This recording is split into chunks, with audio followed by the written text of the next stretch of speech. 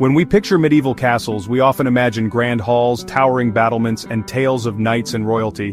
But there's one aspect of castle life that rarely makes it into the stories or movies: the humble toilet known as the garderobe. These medieval restrooms were a far cry from the modern bathrooms we know today, yet they played a surprisingly important role in daily life within the castle walls. Garderobes were essentially simple stone chutes built directly into the thick castle walls. Waste would drop straight down, often landing in the moat or a cesspit below.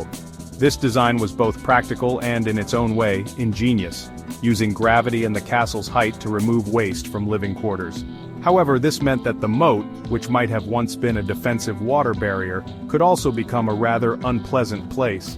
Far from private or comfortable, garderobes were often little more than a hole in a stone bench, set in a small, drafty chamber.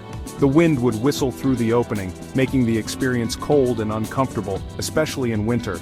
The smell, as you might imagine, was less than pleasant, and there was little in the way of privacy. Sometimes, garderobes were even shared by several people at once. The name garderobe actually comes from the French for wardrobe. This might seem odd, but there was a clever reason for it. People would hang their clothes in the garderobe, believing that the strong ammonia fumes from the waste would kill fleas and other pests. In an age before modern pest control, this was a surprisingly effective, if smelly, solution. It's a strange but clever example of medieval resourcefulness. The garderobe wasn't just a place for personal hygiene, it doubled as a kind of early closet, helping to keep clothes free from lice and fleas.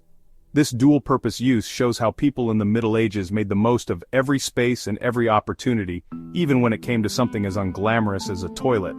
But the garderobe had another, even more unexpected function. In times of siege, when attackers tried to breach the castle walls, the garderobe chutes could be used defensively.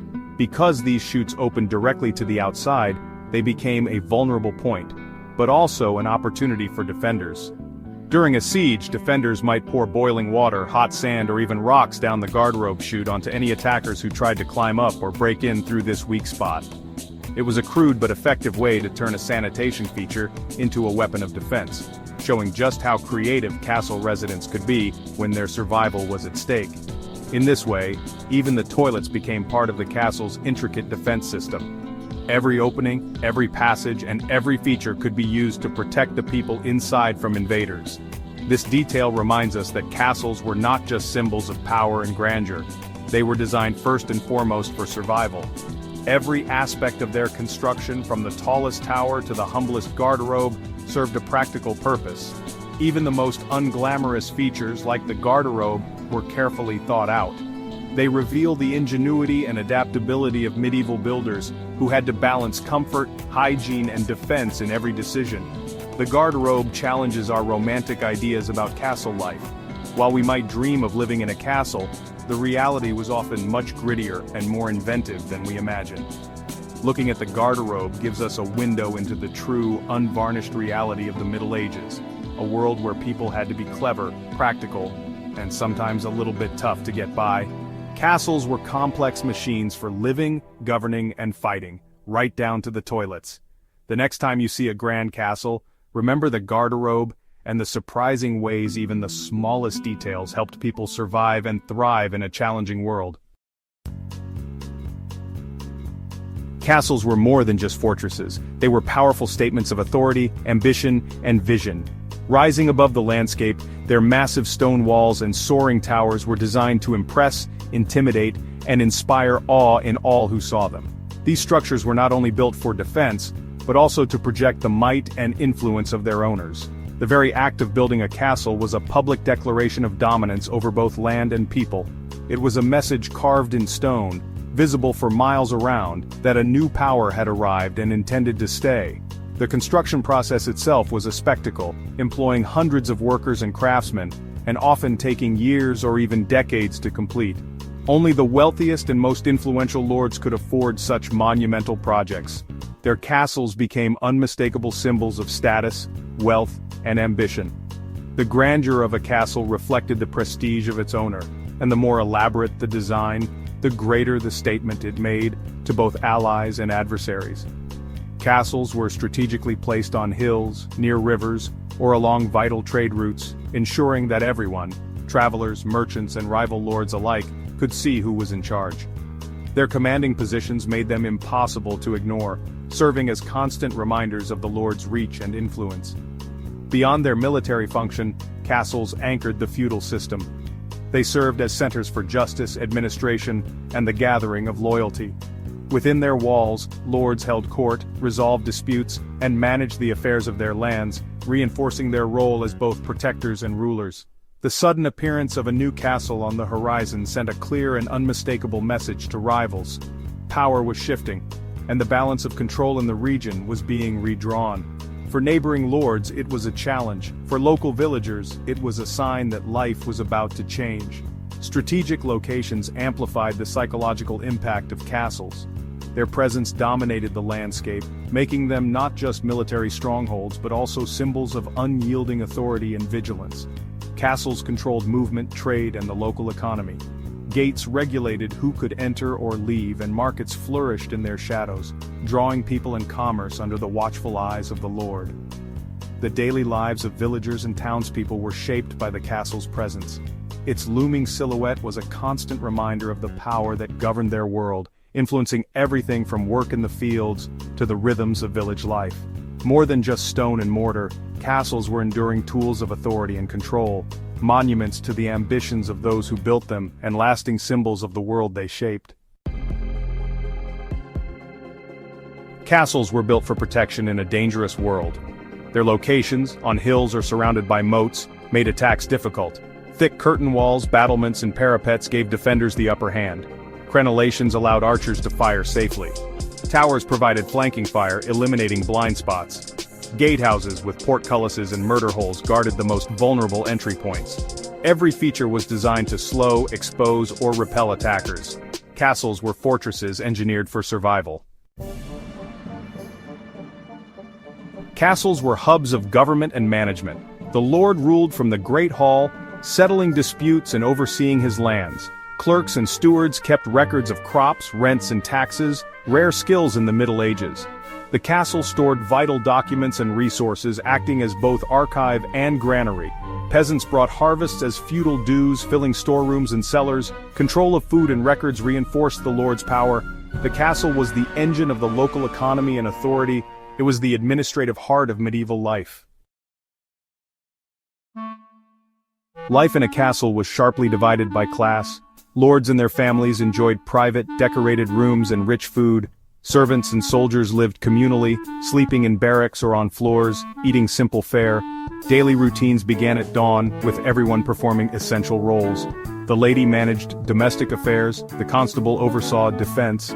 Despite hierarchy, the castle was a close-knit community. Survival depended on cooperation and duty. All lives were intertwined within the castle walls. Building a castle was a massive feat, often taking decades. Master masons designed and managed the project from foundation to battlements. Foundations were dug deep and filled with stone and mortar for stability. Laborers, masons, and craftsmen worked together, quarrying, transporting, and shaping stone. Ingenious cranes and scaffolding lifted heavy blocks into place.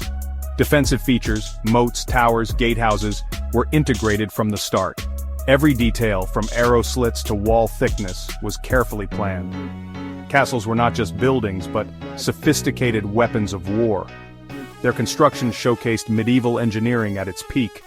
Hundreds of workers contributed to these enduring monuments. In the early days of medieval Europe, castles began as simple motte and bailey structures. These fortifications featured wooden towers perched atop earthen mounds, surrounded by a protective ditch and palisade. They were quick to build and provided a basic level of defense for local lords and their followers, serving as both a military stronghold and a symbol of authority in a turbulent landscape. However, these wooden castles were highly vulnerable to fire and decay. As attackers grew bolder and siege technology advanced, the need for stronger defenses became clear. This led to the rise of stone keeps, such as the iconic Tower of London. Stone castles were far more durable, offering greater protection against both fire and enemy assault, and their imposing presence projected power across the land. Over time, castle builders realized that square keeps had weaknesses. Corners could be undermined or targeted by siege engines. The solution was the round tower, which eliminated blind spots and deflected projectiles more effectively. These innovations made castles even more formidable, forcing attackers to rethink their strategies. The next leap in castle design was the concentric castle, featuring multiple rings of defensive walls. Attackers who breached the outer wall found themselves trapped in a deadly zone of crossfire, exposed to archers and defenders on all sides. This layered defense made sieges longer and more costly, giving defenders a significant advantage. Castles like Caerphilly in Wales are prime examples of this advanced design. With its vast moats, sprawling walls and ingenious defensive features, Caerphilly set the standard for medieval fortification, inspiring castle builders across Europe to adopt similar strategies. But the arrival of gunpowder and cannons in the late Middle Ages changed the rules of warfare forever. Suddenly, even the thickest stone walls could be shattered by powerful artillery, rendering traditional castle defenses obsolete almost overnight. High, thin walls that once stood unbreakable now crumbled under relentless cannon fire. In response, architects designed new fortifications with lower, thicker walls and angular, star-shaped layouts that could better absorb and deflect cannonballs, marking the dawn of a new era in military architecture. As the military importance of castles faded, many were transformed into grand homes and palaces. No longer just fortresses, these buildings became symbols of wealth, prestige, and refined living, blending defensive features with luxurious comforts. Throughout history, the evolution of castle design mirrored the ongoing arms race of medieval warfare. Every new weapon or tactic forced defenders to innovate, leading to a continuous cycle of adaptation and counter-adaptation. Each architectural breakthrough was a direct response to new threats, whether from advancing armies, improved siege engines, or the devastating power of gunpowder. The story of castles is ultimately one of adaptation and survival, a testament to human ingenuity in the face of ever-changing challenges. From humble wooden towers to magnificent stone fortresses and elegant palaces, castles remain enduring symbols of resilience and innovation throughout history. Europe's castles each tell a unique story. Dover Castle, the key to England, guarded the nation for centuries and even served as a WW2 command center. Edinburgh Castle, atop a volcanic rock, witnessed dramatic battles for Scottish independence. Neuschwanstein in Germany, built by King Ludwig II, was a romantic fantasy with modern comforts. Crac des Chevaliers in Syria, a crusader stronghold, was famed for its impregnable design. These castles reflect power, imagination, and the clash of cultures. Their walls have seen war, peace, and legend. Castles are living history, each stone telling a tale. Castles still shape our world and imagination. Their architecture inspires everything from university buildings to fantasy novels. Phrases like "holding the fort" come from castle life. Visiting a castle connects us to the past in a tangible way. Castles symbolize security, authority, and home, ideas that still resonate. They are part of our cultural DNA, fueling stories and dreams. Explore a castle, real or virtual, to experience history firsthand. For more secrets of the past, follow our channel for future explorations.